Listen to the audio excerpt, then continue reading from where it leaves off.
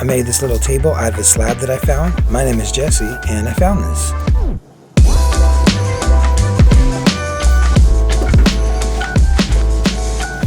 Someone in San Jose said they had a tree removed. I went down there and saw this slab and I thought it'd make a cool table. We had room for this at first, but then we got a new couch that was too big, and this thing was like 120 pounds. So when I went to sell it, nobody really wanted it. The dimensions are a little weird. It's like too big for a side table, too small for a coffee table, and too heavy to move. So I decided to cut it down the middle. So obviously I had to get a chainsaw. I don't have a ton of experience with chainsaws, but I figured I could make it work. And the actual challenging part was that the chainsaw blade doesn't go all the way through, so I have to try to match it on the other side. So I'm trying to make this perfect cut, but it bounces around inside there, so the end of the chainsaw kind of makes a little bit of indentations that becomes a problem later on. This is just kind of one of those things where I don't know what the problems are going to be if I do it wrong, so I'm just going to go for it. So I cut one slab somewhat even, and the other slab is really thick on one side, so I have to even that side out. And I mentioned how this table originally weighed 120 pounds. I'm only able to remove about 40 pounds of material from this thing, which is still pretty heavy, but better than it was. And this remaining slab was the right thickness on one side, but twice as thick on the other side, so it's just really hard to cut straight. And I'm just going to tell you guys right now, I've seen a lot of videos where people make a router sled and they use that on projects like this, and I didn't want to do that. I just thought I wouldn't be able to do it. It looked a little intimidating. I had no idea how to even start that, but I can tell you right now that I probably should have just tried, because what I ended up doing was very difficult. And that is a brand new chainsaw. It was a gift, and it's the most expensive tool I own at this point. It makes a really big mess, but I'm just going to throw this sawdust in the garden. So my plan or hope was to just cut a perfectly straight line with that chainsaw. Then I would just need to clean it up with the sanders. But my belt sander won't be able to take down these big gashes if it's too uneven, so I thought I would just try to take it down with this chisel first. Like if I take away the hard lines and just kind of make it wavy a little bit, and I can even that out with the sander a little bit more, and it becomes a table eventually. Like it just needs to be smooth enough to not cause any discomfort and flat enough to not tip over a bowl of cereal or a glass of milk. So I just spent a lot of time whacking this thing with the chisel and hammer. This was not a very efficient way to do this. I definitely missed the back of the chisel and hit my own hand a few times with that hammer. And I don't think I explained this yet. I'm actually planning on joining these two pieces together to make a coffee table, but I have not yet made a plan for how to join these together, so I wish I had done that, because then I would have saved myself some chiseling and sanding. And like I was just really hoping that this belt sander would be really effective on this wood. Like people say to be careful with belt sanders because they can take a big gash out of the project you're working on, but I think that's when you're working with like some old rotted pine or something like that. This is like ash wood. I think this is from an ash tree, white ash. So it's like a hardwood, and this belt sander is doing very little. So I actually spent several days sanding this thing with a belt sander. You can actually see my outfit change several times in this phase of the process. But these are some pretty big gashes, and the only way to clean them up is to remove material around them. And the sander is not the way to do that apparently. And this is a pretty old sander, so it doesn't really hold the belt evenly sometimes, and then it tears a little bit and I gotta replace it. And I actually bought this belt sander for like $10, so I guess it's not bad for the price. And so the chiseling and the sanding isn't really working, so I'm gonna use this old router that I found. I don't have any experience with routers, and this thing is really old and really powerful, so it's a little scary. I'm just trying to take down this high area on this piece of wood. And it was at this point that I realized I really could have just made a router sled. I guess I just didn't trust the router at first, but I trust it now. So along with not knowing which sections to cut off to make these two boards join together, I also didn't plan which side would be the top and which side would be the bottom. Both sides were equally difficult, but it would have been nice to have focused on just one side, you know? And one of these pieces has a really big crack in it, so it gave me an idea of how to join these together. And I have never really made a cut like this with my circular saw before. So for one thing, the wood is thicker than what the blade can cut, but also this wood is really dense, so I should not have tried to make a full depth cut. So ultimately it comes out pretty crooked, and I have to finish the cut with this handsaw. I've just seen real woodworkers actually like change the depth of their blade, and they make a couple shallow passes and then they go through deeper and it stays straight. This is just one of those times where I could say I really wish I knew what I was doing. So yeah, maybe there's a little imposter syndrome going on, but also we're learning as we go. And even though I do things improperly in this project, I do complete it and I sell it for a lot of money. But yeah, I do actually feel bad for my circular saw because I forced it through this dense piece of wood. So yeah, I've never seen anyone make a greater than symbol to join two pieces of wood together, and there's a huge gap that's totally uneven. So I gotta make another cut. Hopefully this time it all matches up. So I determined the desired length of this coffee table based on our oversized wraparound couch. So this table is meant to be custom for our living room. And that's actually why it's my first coffee table in this channel. In the past, I had a hard time making money off coffee tables, so I just stopped doing them. But then this one was meant for me, but then I end up making money off of it anyway. I really like that I use a chisel to flatten out this piece of wood right here because it's a little crooked. That little piece comes out pretty straight, but in the very next shot you can see that the whole thing is kind of crooked. Oh, but actually I think those crooked parts might complement each other. It's hard to say for sure. I'm going to join these two slabs with some thick dowels, and I use that skinny drill bit so that I can make straight lines to guide my paddle bit. But once again, I underestimate the density of this wood, so I have to push really hard with this paddle bit and I make it crooked. And I didn't notice this at first, but eventually it becomes an apparent problem.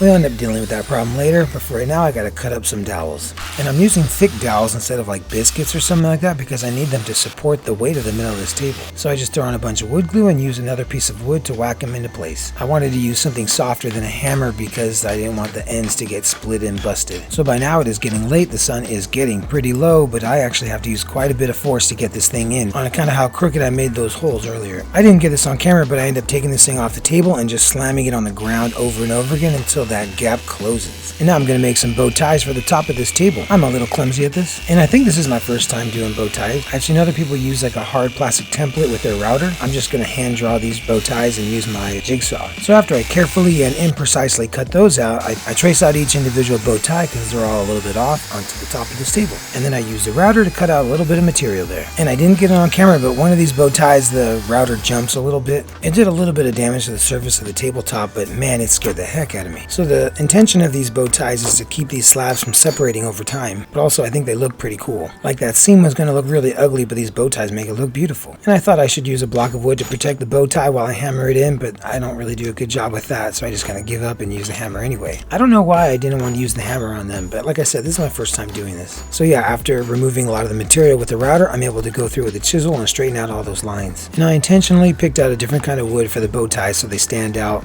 It was just some scrap wood that I got from another piece of furniture I took apart. That one just slid right in there. Yeah, I was really nervous about doing bow ties. I've never tried this before. I don't think they came out perfect, but they do the job and they look good. You can see on the next one here where the router jumped out and damaged the top surface. I just recorded myself like trying to start the router in that spot, and then I turn off the camera to like focus on the router. And then when I went to restart the router, I think that it like touched the side of the wood somewhere weird, like unevenly, and it just jumped out and just bounced across the top. So it kind of ruined that part of the tabletop, but we'll see what happens when I sand it. And you can see I'm also using bow ties on this big crack here. It might expand over time, so I just want those bow ties to hold it right where it is. And I thought I should add maybe just like 2 more smaller bow ties. It's just like tricky work that's a little intimidating for me, so I just gotta keep trying it. It's like the more bow ties the better, because after this I'm gonna be scared of doing them again. And like I said before, I found this router. Like I found it in an abandoned house 15 years ago, and I'm just now starting to use it, so I don't know anything about it. It is very powerful and very old. Like I just figured out how to adjust the depth. I have no idea how to replace the bit. We'll see. Someday I'll get around to doing more stuff with the router. But this is a pretty good start right here. I just made like 8 bow ties. And I don't know what kind of wood these bow ties are made out of, but they're pretty soft. And that's a good thing because the next step is to take them down with the belt sander. And they go down nice and easy.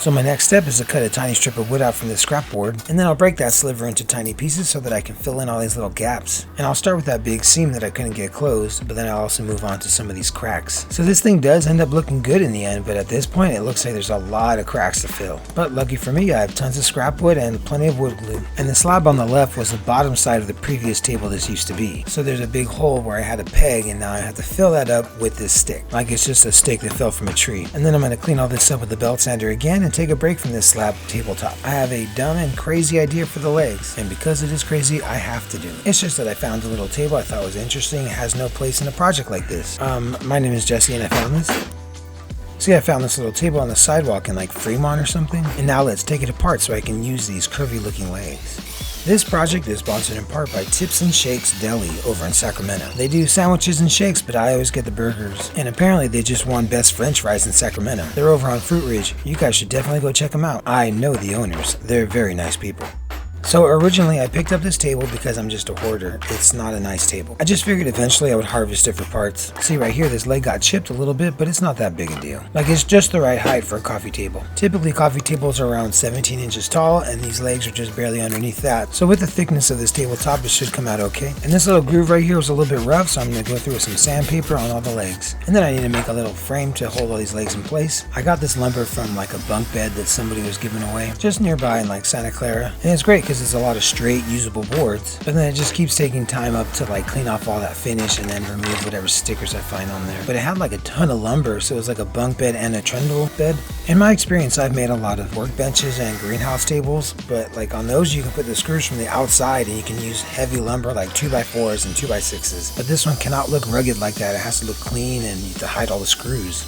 So I'm cutting these at a 45-degree angle with this miter saw. And I love this saw. My friend gave it to me. It was his dad's. And after having this for like a year and using it consistently, my wife bought me a brand new one, saying that she didn't know I had this one. So I was like, take that brand new one back. I like the old used one. I didn't say it like that. I was actually scared to tell her. She's just trying to help. Like when she got me these corner clamps. They are really weak. They barely hold anything in place. But it's like an extra set of hands instead of like real clamps. So like they help hold the board in place, but they won't like hold it against resistance. Like I couldn't get that gap to close properly, so I just used that finishing nail to hold it in place better. And those little angle pieces that I'm attaching on the inside were from that table I just took apart. And like this design structure I'm doing for the table legs is probably good enough if the table was a lot lighter. The tabletop is like way too heavy for this, and I didn't think of that at first. So I probably should have built something more substantial, but I really like these curvy legs, so we just stuck with it. Like the elegance of these curvy legs should look really cool with the live edge slab. And I needed to cut a precise notch out of the top of these legs, so I didn't want to use a circular saw for that. So this is obviously the job for a rusty handsaw. And because those legs were originally joined with like wooden pegs, the legs just have all these holes in them now, and then I actually have to drill new holes because these ones go too deep.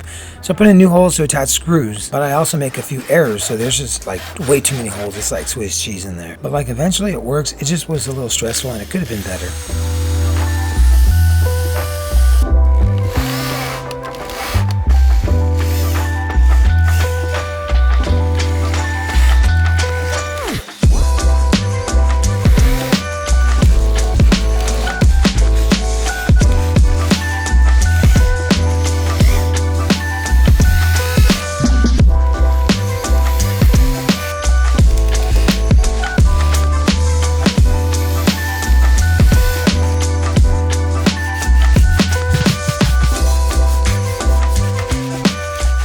Try to smooth out these mitered corners here real quick with the sandpaper in case there's any imperfections on where they meet up. And then I just made the decision to add more lumber to the top of this frame. And this is just some more of that lumber from the bunk bed trundle bed combo. Like I don't trust the gap that I have in the center of the table there, so I'm going to have these underneath it running the length of the table. And this will be the method by which I attach the tabletop to the table frame. And of course I had to remove all that finish on there, and this is like a really good finish. These boards are like so slippery, but you know, that's free wood for you. But that's pretty much how I do all my projects, is with like free wood. I steal kids' bunk beds. Actually, the bow ties are from another set of bunk beds. And that guy like numbered all the boards too, so I'd be able to assemble the bunk beds when I got home. So I ended up using a lot of that lumber around the house. But I just assume it's all worth it because I've heard so many people complain about the cost of lumber. So it's like, let's just use discarded material. And you can see here that I'm putting the screws through the long boards into the frame. That's going to add some more strength. And now that the base is pretty much done, I can see what I need to do to make the tabletop better. And as you can imagine, the tabletop is still pretty uneven. So I'm just going to remove like a ½ inch of material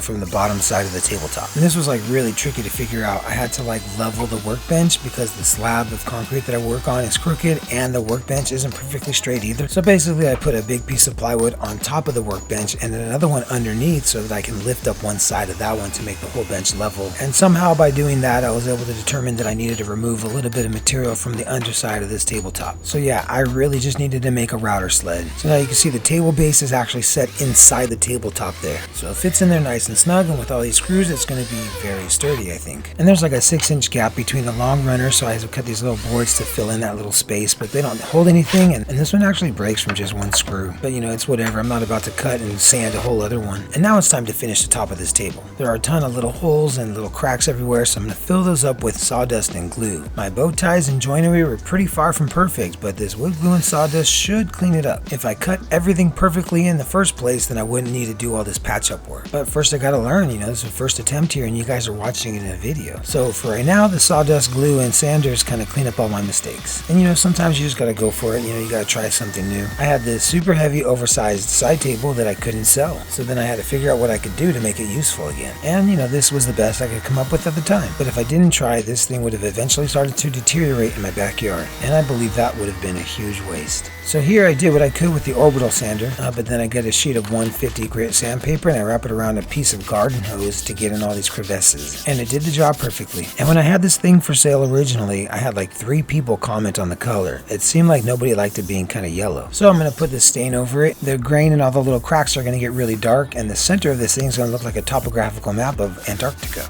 And I think because this is the end grain, it just really absorbs the stain. Normally when I go to rub it in with a rag, it just kind of swooshes around a lot, but this thing is like totally dry. And there's actually a reddish blob there that kind of looks like Australia. And I really love the shape of this slab, and I don't even know how to describe it. Is it shaped like a flower or like Nickelodeon slime? When I originally got this slab, it was more circular, but then I removed bark and it made this shape. I just think it looks so interesting. And for the table base, I'm gonna paint it dark gray.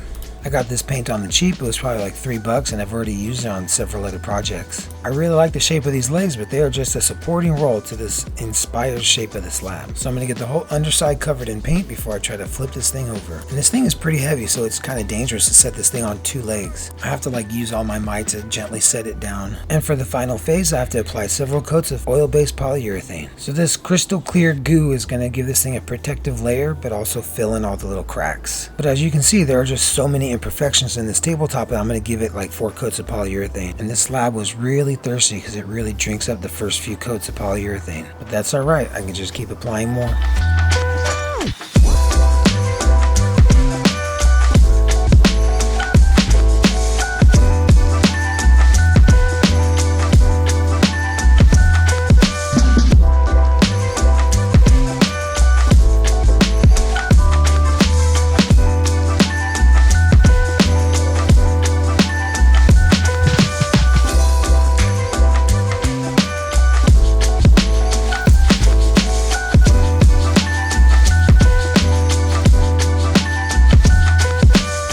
So here you can see a close-up of that seam now that it's finished. It looks like those wood slivers were a pretty good patch. And the stain made a little outline around the bow ties so they stand out even more. So this tabletop has a lot of personality. It's got a lot of character, if you know what I mean. And like I said earlier, this was custom made for my living room. We have this big wraparound couch and this fits right in the middle of that. Our previous coffee table was just a little too big and it was a rectangle. We kept hitting our shins on the corners. But this one is the right length and the corners are rounded. And after putting on a few coats of polyurethane, I'm going to go ahead and sand the top of this thing with a sheet of 220 grit sandpaper. And this only just barely takes down some of the raised areas of polyurethane. This did very little for all those cracks. So this isn't really a great surface for doing homework on. But it's fine if you have like a folder or a notebook underneath. But because of our lifestyle, we actually have to move the coffee table quite a bit. Our kids just do like a lot of activities in the living room, so we just had to move this to the side. And so it's just too heavy to keep moving when it has these little skinny legs. I probably should have built a better structure with some wheels on the bottom. So this thing looked really good in our living room and our kids were really sad when I decided to sell it. And I ended up selling it to a group of college students. I think they're in college. They're just young people in their 20s, but then they all live together. So they showed up with like a moving truck. They're moving a few other things as well. And I told them it's really heavy and I don't like the leg structure. So if you're going to move it, you have to pick it up 2 people and then set it down where you want to leave it and just try to not need to move it. And then they just quietly mumbled to each other like they're negotiating, and then they turned around and gave me the full asking price. And they actually asked me why I was selling it when I liked it so much. And I pointed to my living room window and you can see my whole family playing that game Just Dance. This coffee table just doesn't support a dancing blanket fort making lifestyle. And I actually had to refinish the top before I sold it because my family messed it up so much. They just kind of do a lot of crafts in the living room, So I got pretty lucky on where the 2 pieces joined together. You can barely see it on the side profile. That little part gave me tremendous joy. Yeah, I just really like this unique shape and all the different designs that the wood grain gives. It was a great centerpiece for our living room. I mean, it's just a coffee table, but it's also kind of a spectacle. We allowed nature to provide the unique design of this piece of furniture. It took a lot of work to make this thing usable, but given the opportunity, I probably would have done a few things differently. And I gained a bit of experience with that router. You can see right here where it jumped out and damaged the top of the table, and I just filled it up with sawdust and glue and sanded the heck out of it. And I was being cautious at the time, but now I actually know what to look out for. And here's that little stick I used to fill up a hole. It has little rings to it. It's kind of unique. So I guess this coffee table is a bit eccentric. It's a little bit dangerous. And then there's this clash between the live edge top and this elegant base. And I think those legs look really good in dark gray. Yeah, this project was pretty difficult, but it was also very rewarding.